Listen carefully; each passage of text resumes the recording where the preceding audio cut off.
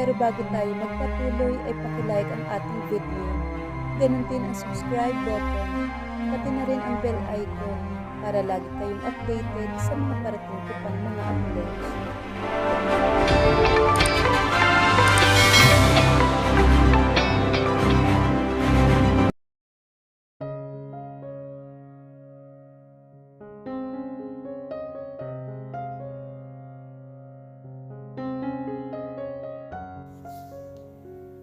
Muli siya napapikit at bumuntong hininga.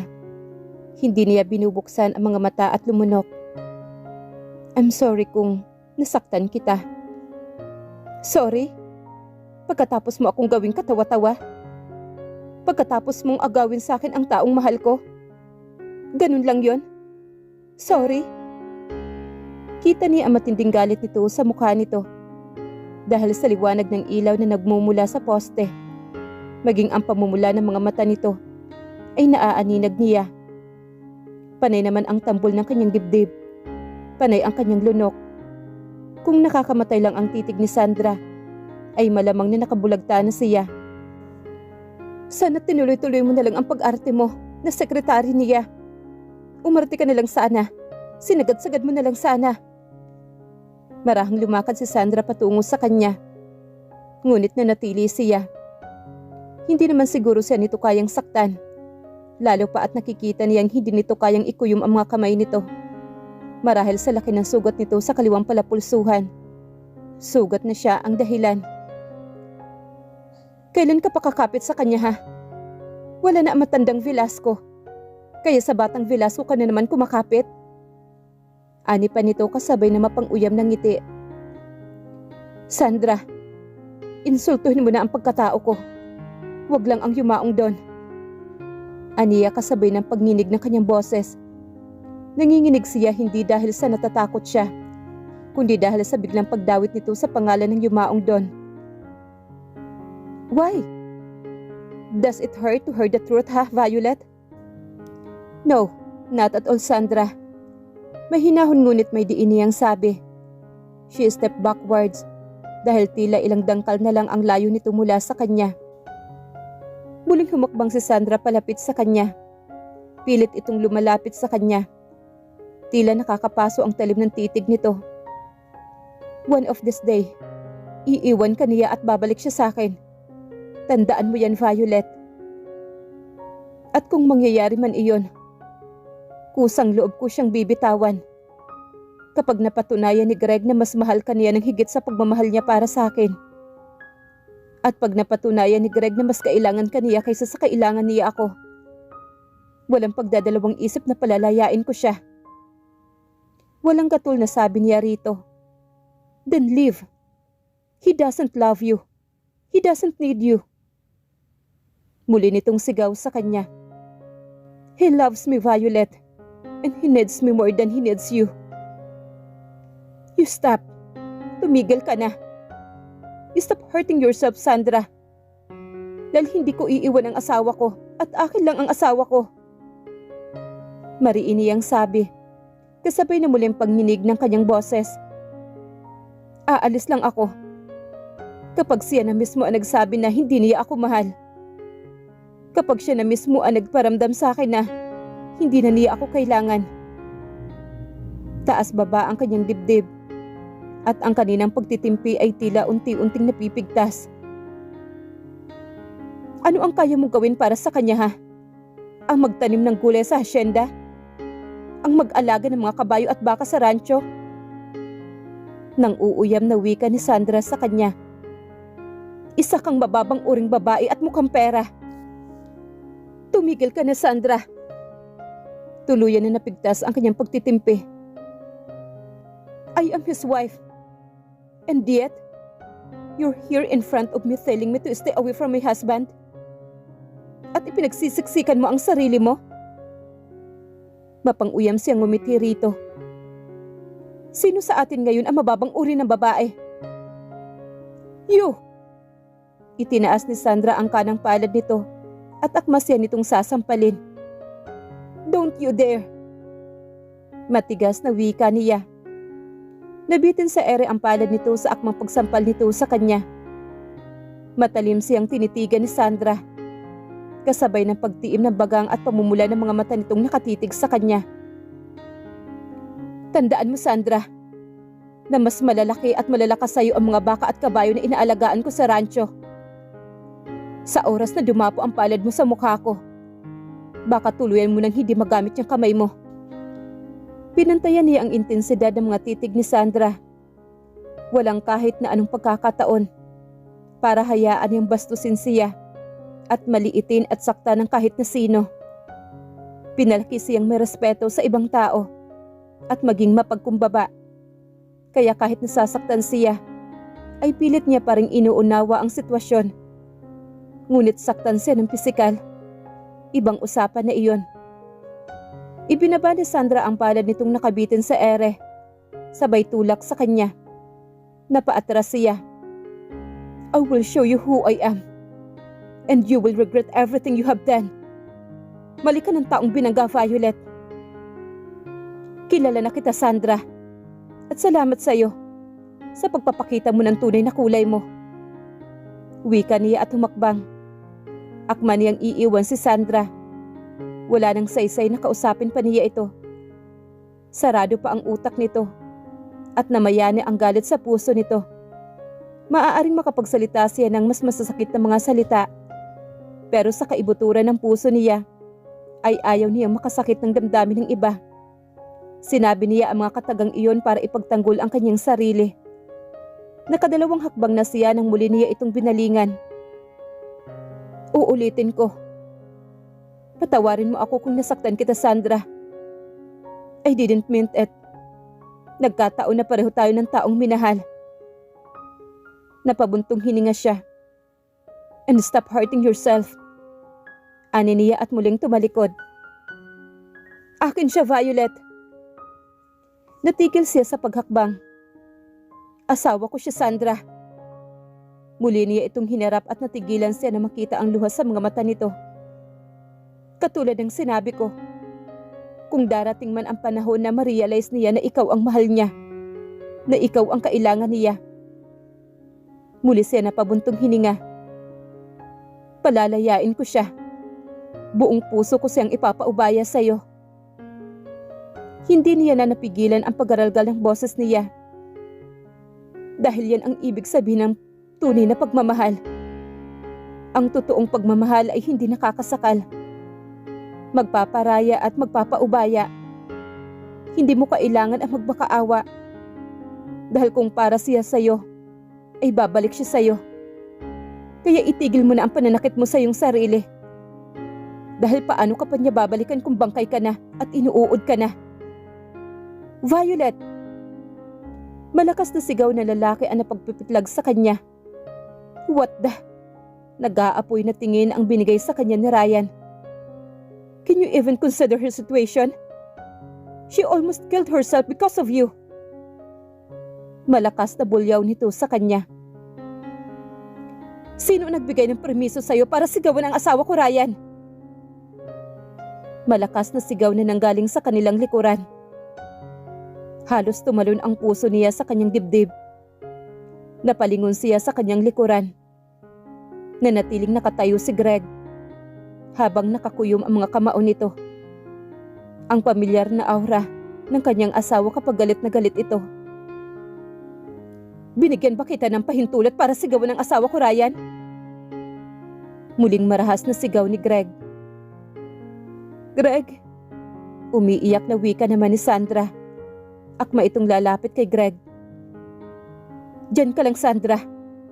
Huwag kang lalapit. I heard everything. Suminya sa ere ang kamay nito kasabay ng pagpigil nito kay Sandra sa akmang paglapit nito.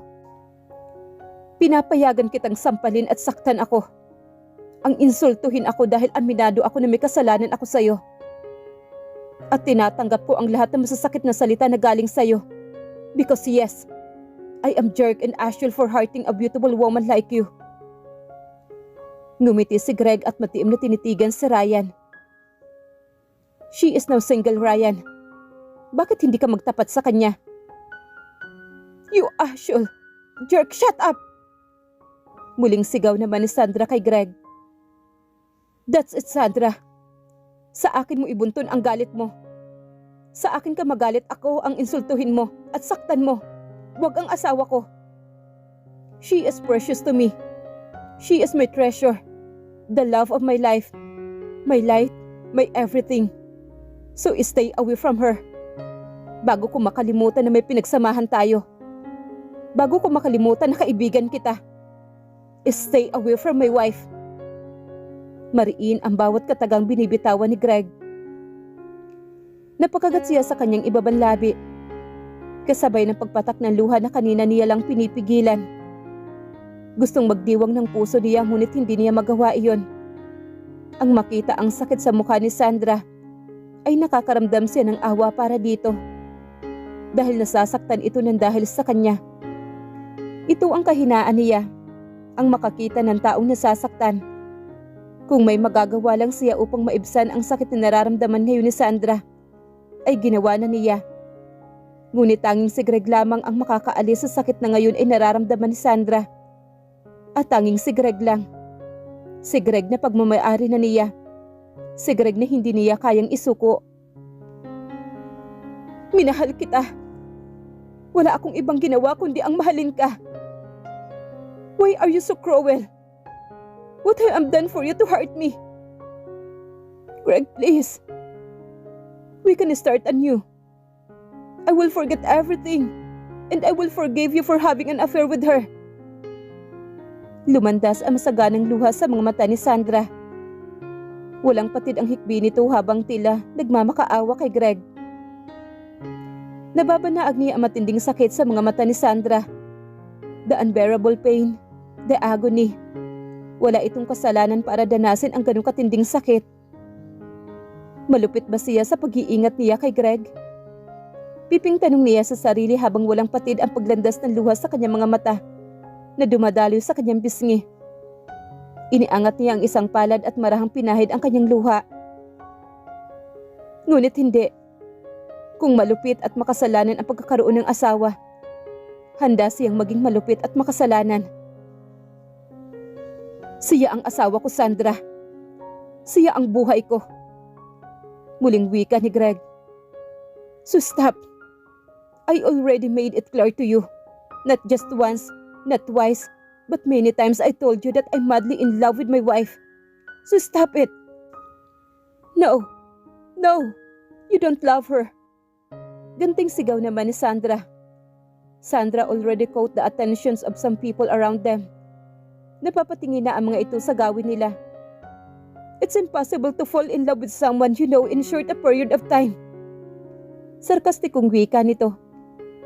We've been together for 3 years. And I know you love me. At naniniwala ako na babalik ka sa akin. In no time. Bear that on your mind, Greg. Stop being desperate, Sandra. Greg, dude, stop.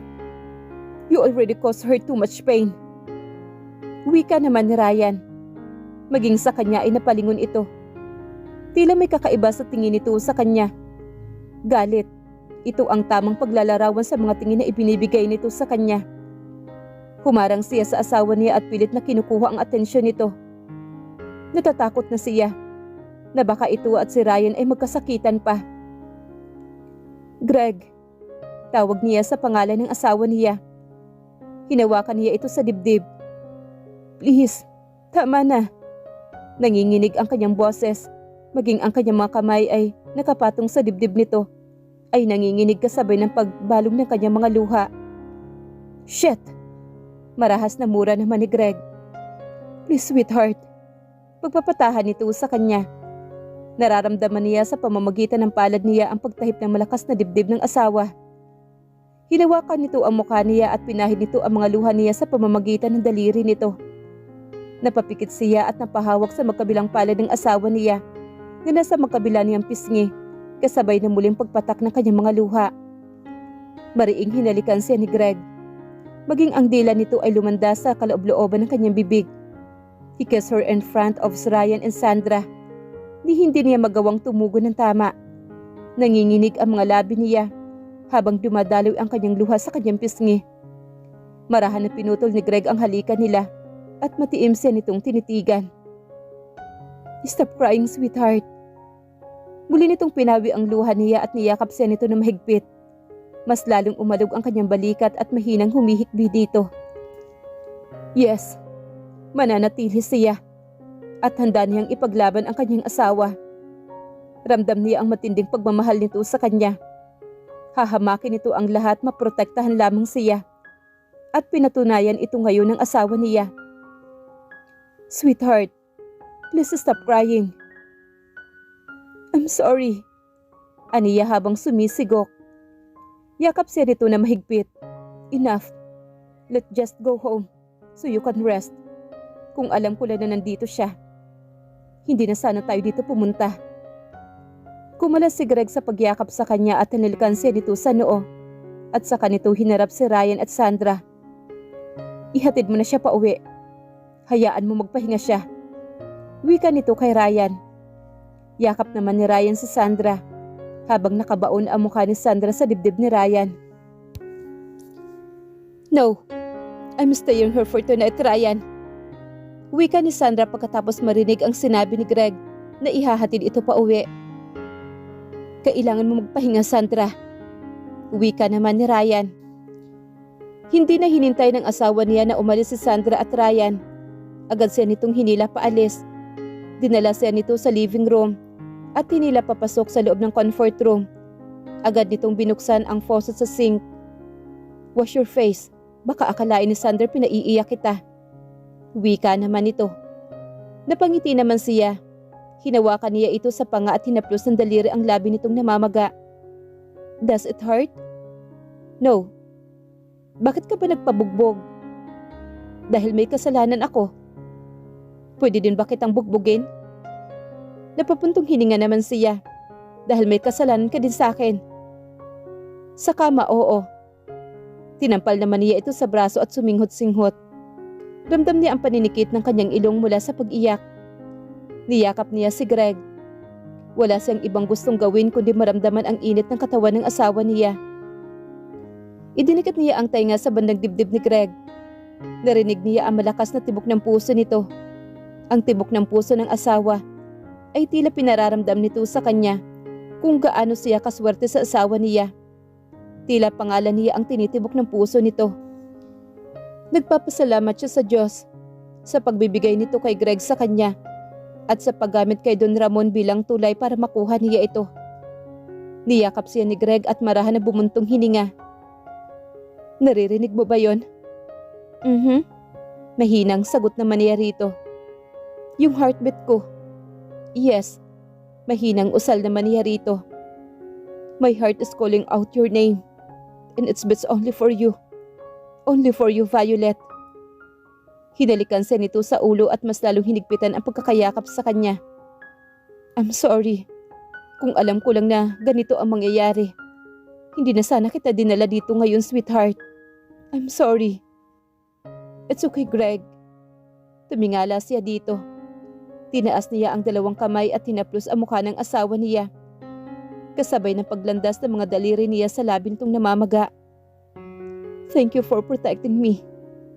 Thank you so much, sweetheart. Aniya kasabay ng pagpatak muli ng kanyang mga luha. Napalunok naman si Greg. Kumikinang ang mga mata nito habang nakatitig sa kanya.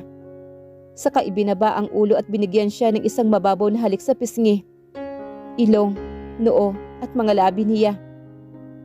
Like what I said, you are my life, Violet. My Luna. I will do the best I can do to protect you. Even it means risking my life. So please, stop crying, sweetheart. Marahan siyang natawa at kumala sa pagkakayakap kay Greg. Humarap siya sa sink. Nasa likod niya ang asawa niya. Tinitipon nito ang lahat ng buhok niya sa likod at hinahawakan habang nakayuko siya at naghihilamos sa sink. Muli niyang inangat ang mukha at nag-abot ng tisyo. Saka pinunasan ang basang mukha niya. Marahan sinusuklay nito ang buhok niya gamit ang mga daliri nito. Nakayuko ito habang panay ang suklay nito sa kanyang buhok. Napangiti at napakagatlabi siya. Kita niya mula sa salamin ang seryosong mukha nito habang sinusuklay ng daliri ang kanyang buhok.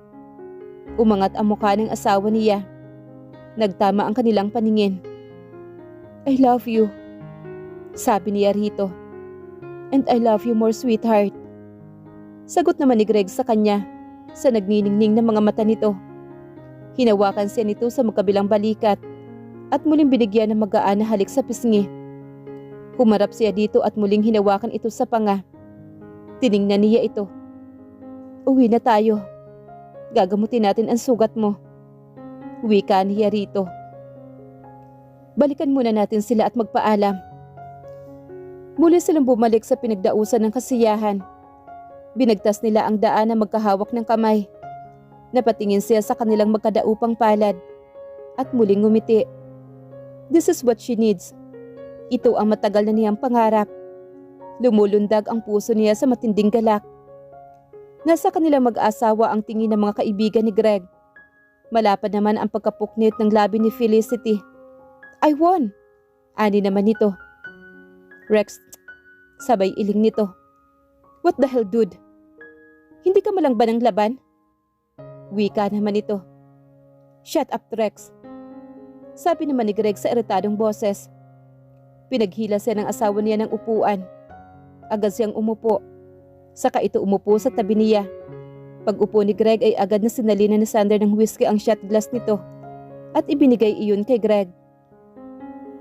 Lumingon sa kanya ang asawa niya at inilapit nito ang bibig sa kanyang tenga. May I? Ani nito. Asking her permission. Huwag marami, Grego. Magdadrive ka pa. Aniya naman sa pabulong na sagot. Malakas na tawa naman ni Rex ang nagpaangat sa kapwa nilang mga mukha ni Greg. And everyone's attention was on Rex. Shit, Greg. Kailan ka natuto magpaalam bago uminom? Nakakapanibago ka, ha? Pangungutya nito sa asawa niya. Ikaw ba, Felicity? Nagpapaalam ba muna yung boyfriend mo bago uminom? Baling naman ito kay Felicity. No.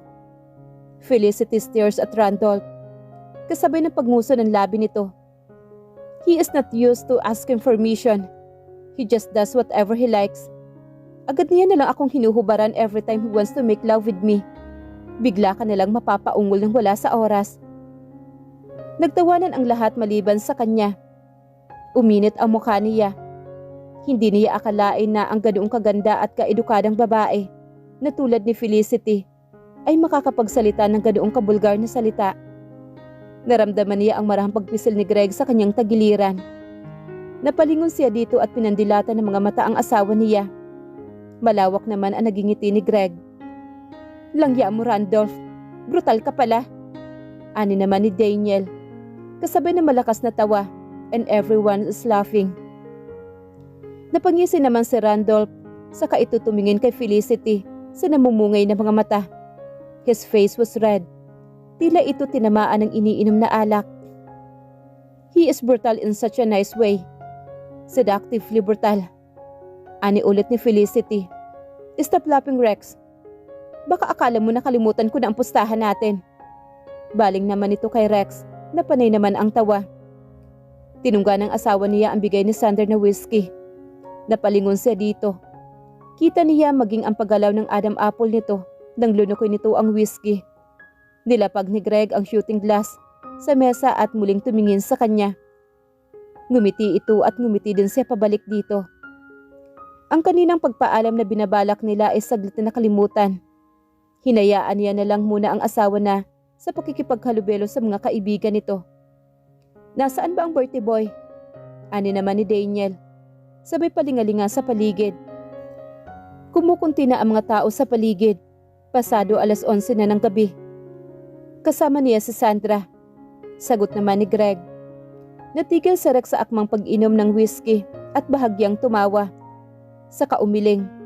Tinungga nito ang alak saka muling umiling ulit. Falling in love is dangerous. Nakakabaliw.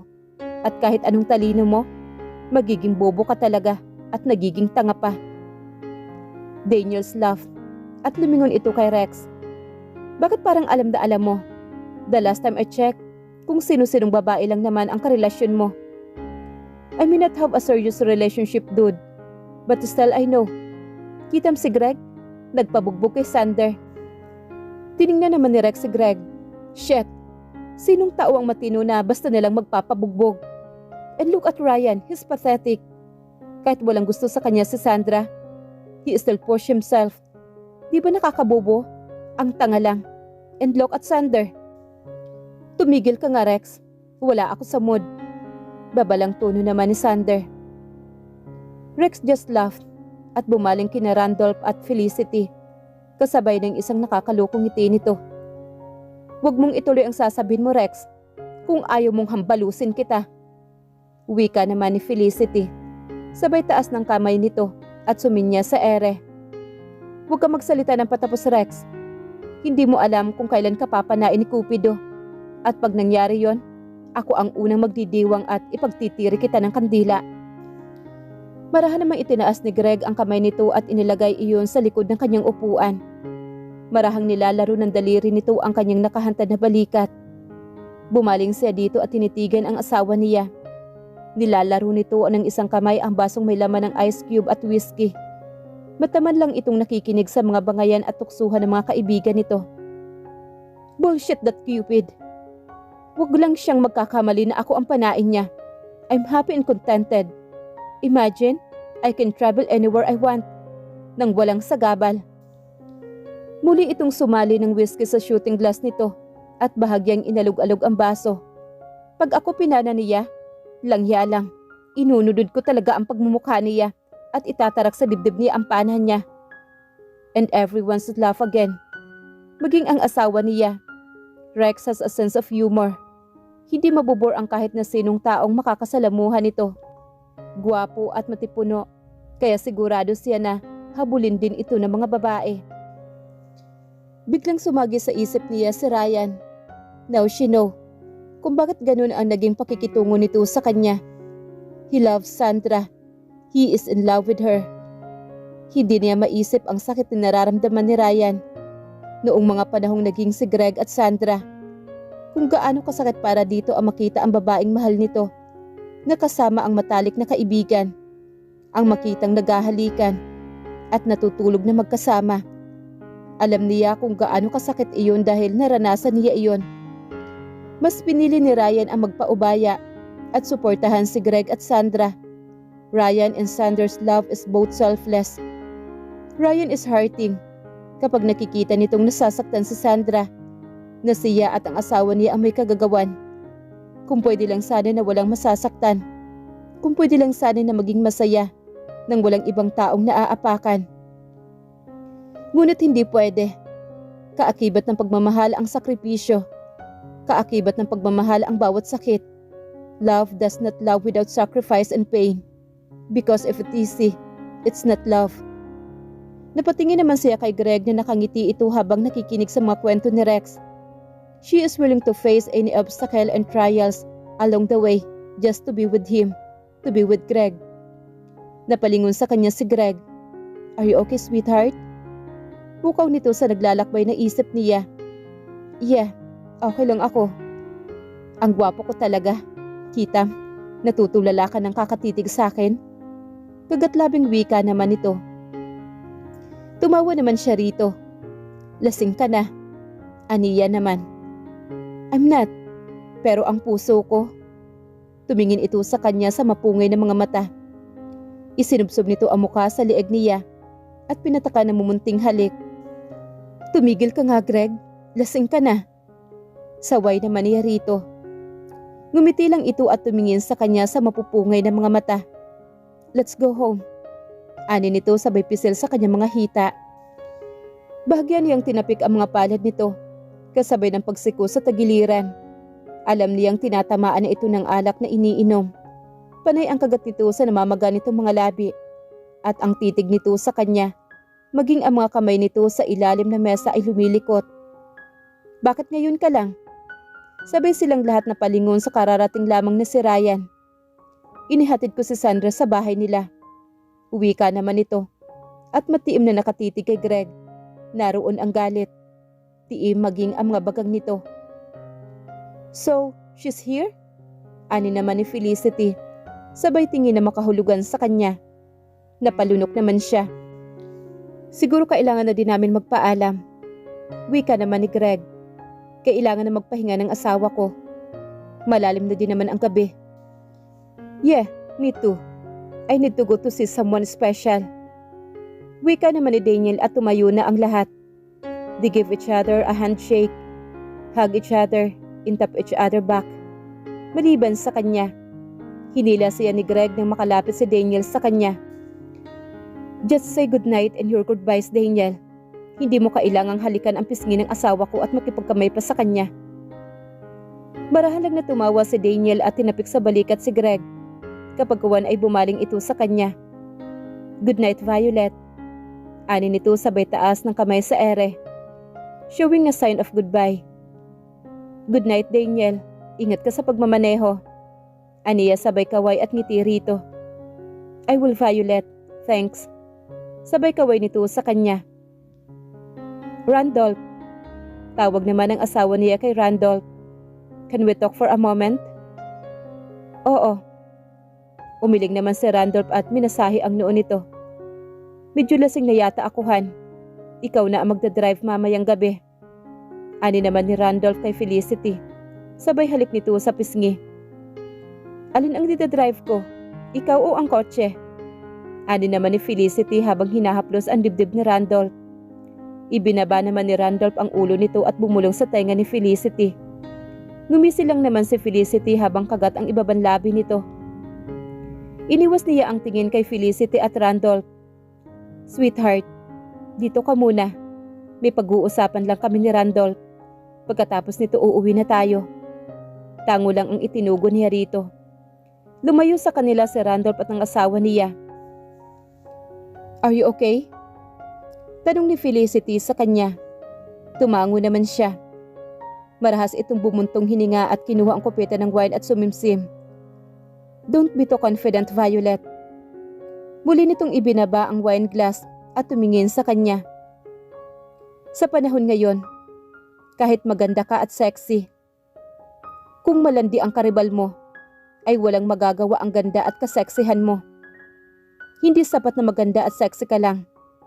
Dapat mo rin sabayan ng kalandian. Napaawang ang kanyang labi at nanlaki ang kanyang mga mata at napatitig siya kay Felicity. Tumawa naman si Felicity. Sabihin mo lang sa akin kung kailangan mo ng tulong ko. Ani nito sabay tapik ng kanyang balikat.